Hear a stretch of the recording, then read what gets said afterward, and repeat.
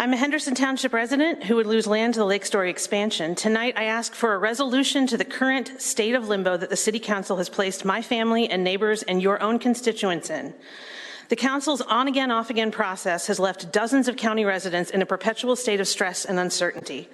They are holding back on needed repairs and improvements because the city is taking its time on this issue.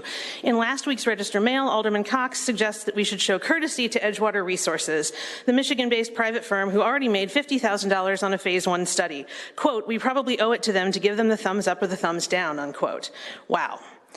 I'll tell you who the council owes the courtesy to: dozens of landowners who are watching from the sidelines as a city in which they have no representation drags its feet deciding when and how they may attempt to take their land, and the residents of Galesburg who you represent, constituents who have told you in every possible way that the community is not behind this project. If I were a city resident, I would wonder who exactly my alder people were elected to represent at this point. But okay, whether it's for your friends in Michigan or for your own community, please take this issue up and make a final determination, and please do the right thing and pass on this idea. If this issue comes for a vote, I ask, what is the metric that you will use to determine your vote? What preponderance of evidence would it take for you to be convinced that this project is not viable? Is it the hundreds of letters, emails, and phone calls from constituents opposing the project? Is it the repeated declaration from the landowners that they have no desire to sell at any price or to be annexed with the threat of eminent domain?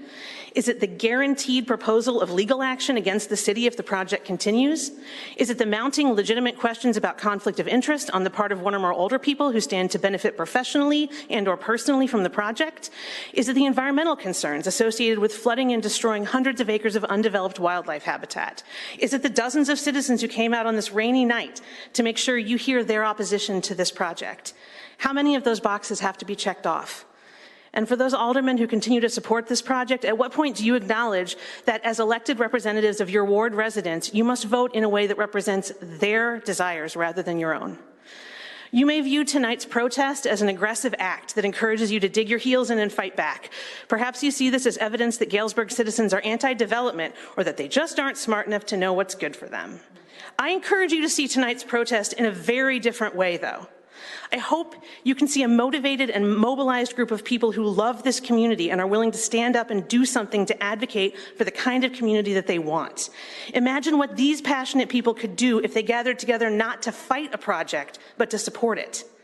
The people you see here tonight can become your partners if we can envision together an economic development strategy that has broad-based community support, that addresses the current and emerging needs of the city of Galesburg, and that respects our wildlife habitat and the autonomy and rights of land and homeowners. I urge you to vote down a Phase 2 expansion and find ways to harness the energy here tonight into development projects that your community can and will support. Thank you.